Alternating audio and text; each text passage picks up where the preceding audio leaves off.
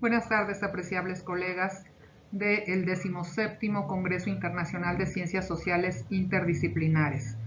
Pensando la Heterodoxia en las Ciencias Sociales. Nuestro nombre es Rosalía Susana Lastra de la Universidad de Guanajuato y Suheil Montaño Sánchez de la Universidad Autónoma del Estado de Hidalgo, México.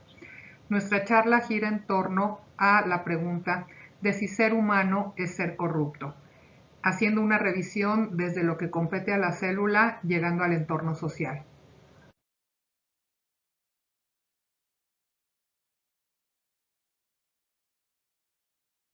Los antecedentes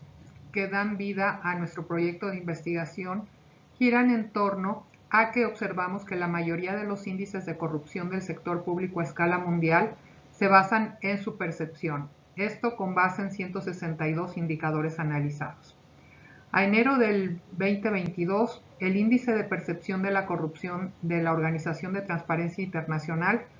discrepó respecto a los datos que se dieron en el proyecto de justicia mundial. Entonces, esto nos alerta respecto a que aquí hay un juego de mediciones y, por tanto, entonces, ¿de qué manera atajarlo? ¿Cómo podemos estar seguros de que si estamos analizando percepciones de la ciudadanía, esto se apega a los hechos? Entonces, desde ahí empezamos a tomar un poco de distancia respecto a la credibilidad que podemos dar de estos índices. Acotando el fenómeno a América Latina, sabemos que el origen contemporáneo del fenómeno de la corrupción tiene que ver con el redespliegue del capitalismo en los años 50, fecha aproximada en la cual se conformó una nueva división internacional del trabajo exigente de facilidades para penetrar en las economías con grandes recursos naturales. Esto fue debilitando sus regulaciones por los intereses transnacionales que tenían que irse combinando con los locales para finalmente producir una inconsecuencia política que tuvo un efecto inmediato de configuración o reforzamiento de culturas que ya venían naturalizando la corrupción. El impacto de largo plazo, pues la hecatombe ambiental y social que está en marcha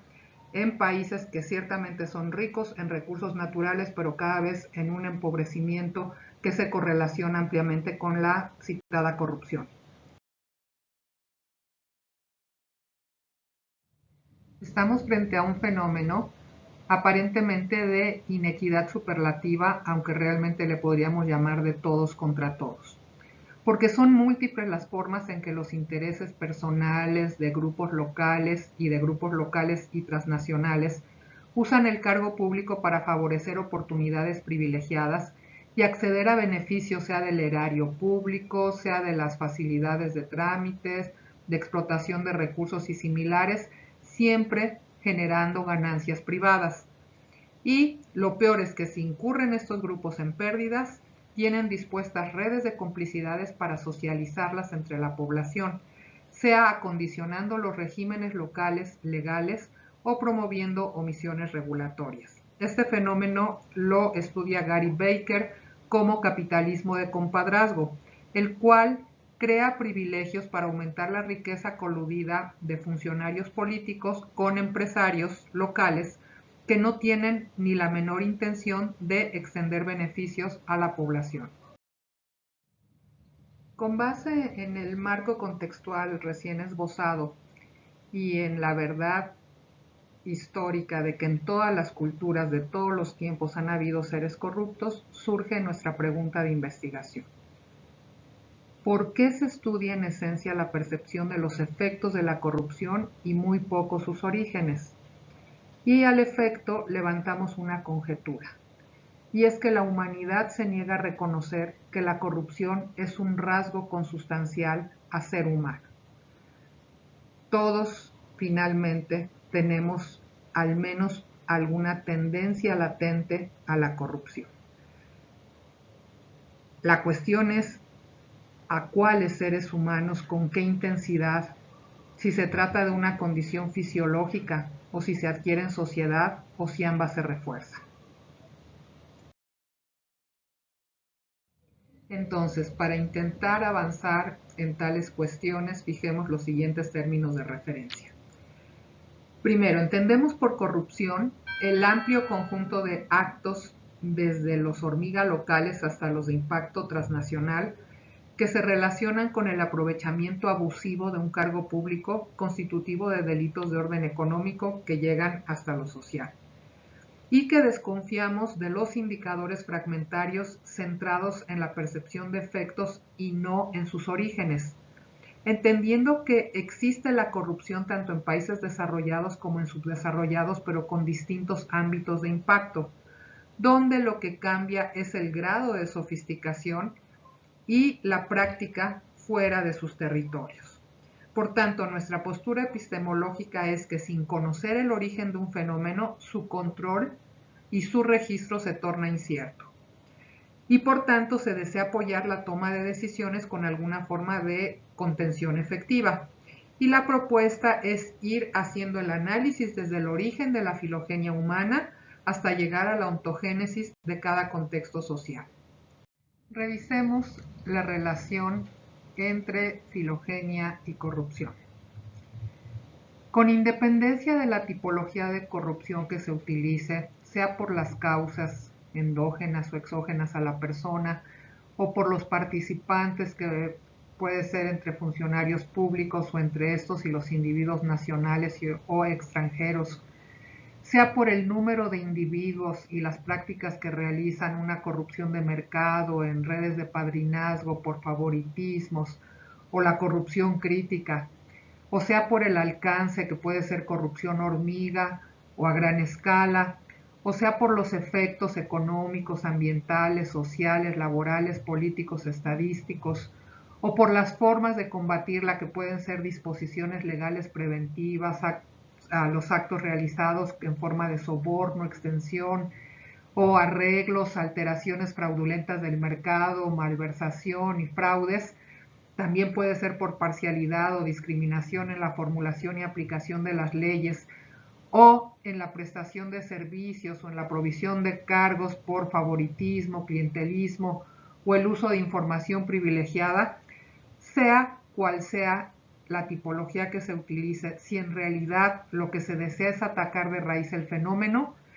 adentrarse al análisis integrando el enfoque neurobiológico, apoyado en científicos que han probado que el ser corrupto interviene de forma activa las segregaciones hormonales, sea en forma de descarga o insuficiencia de oxitocina y testosterona, y factores instintivos, llegando hasta factores hereditarios. En el sistema endocrino intervienen disfunciones glandulares que influyen en la vida instintivo-afectiva de la persona, de la cual forma parte el comportamiento delictivo, sin afirmar que son las únicas causantes directas. Otros científicos han probado que personas con bajos niveles de serotonina en el sistema nervioso central tienden a ser honestas o intolerantes a la injusticia, a practicar la sinceridad. Por el contrario, con mayores transmisiones de serotonina, la tendencia es a un comportamiento oportunista, característico de las personas corruptas. Un alto nivel de testosterona aumenta la sensibilidad a alcanzar mayores recompensas sin escatimar costos para maximizar beneficios personales, aunque en el caso de las mujeres no se ha comprobado relación entre poder y progesterona. Respecto al factor herencia, se sostiene que cada humano revive a sus antepasados, lo cual determina en alguna medida el modo en que el organismo del individuo resiste, combate, vence o sucumbe al delito. El patrón hereditario latente puede ser reprogramado con educación, pudiendo el ambiente atenuar las malas tendencias si no es demasiado fuerte, pero sin poder desarraigarlas del todo. Al límite de la ficción también hay tratadistas que hablan de que hay una cruda relación entre que después de la conquista española, la endemia de la corrupción se introdujo en el ADN de la sangre de los latinoamericanos, y una evidencia a favor de estos historiadores es en el sentido de que, exceptuando a Chile y Uruguay, los demás países de América Latina figuran en esos lugares de los índices de corrupción, sea como fuere que la miden. De ahí Hay tratadistas próximos a la psicología cognitiva que con correlaciones de series de variables como cada sujeto interpreta y organiza su información en esquemas mentales, emocionales, para cada contexto social, se recurre a evidencia de orden que van desde el uso de sofisticadas tecnologías hasta el análisis del discurso por las racionalizaciones de los delincuentes para identificar la inclinación a la corrupción. De este cúmulo de estudios se infiere que quien tiene predisponentes psiconeurobiológicos y un bajo autocontrol está más expuesto a cometer corrupción y abusar del poder. Máxime si en su contexto se facilitan las formas de obtener beneficios personales que resultan aceptables respecto a los riesgos a cambio de las recompensas. Si nada de esto fuera cierto, si no se quisiera creer en estos predisponentes, entonces, ¿cómo explicar estos consensos distópicos en las sociedades más corruptas? ¿Qué acaso es solamente la trama económica la que justifica todo mal? Pues sí, hasta ahora a la humanidad le ha sido cómodo ignorar tal filogenia de la corrupción,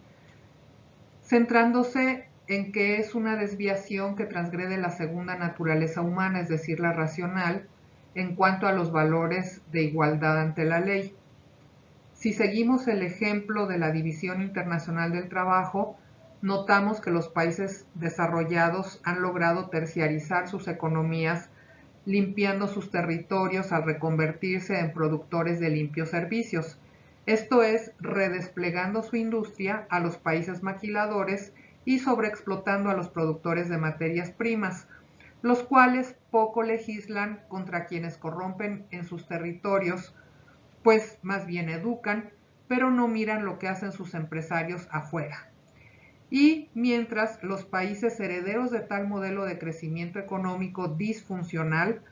no pueden seguir esa misma senda de limpieza, ni iguales leyes, pues los desarrollados evitan que al ser parte esencial de su sustento por explotación de recursos y mano de obra, se explica entonces el motivo por el cual no impulsan genuinas medidas internacionales en contra de la corrupción ambiental y laboral. Estamos entonces ante un fenómeno de doble moral. Hay un impulso diferencial de los países desarrollados entre lo que hacen internamente y lo que hacen comprometiendo a los funcionarios que quedan bajo su influencia económica.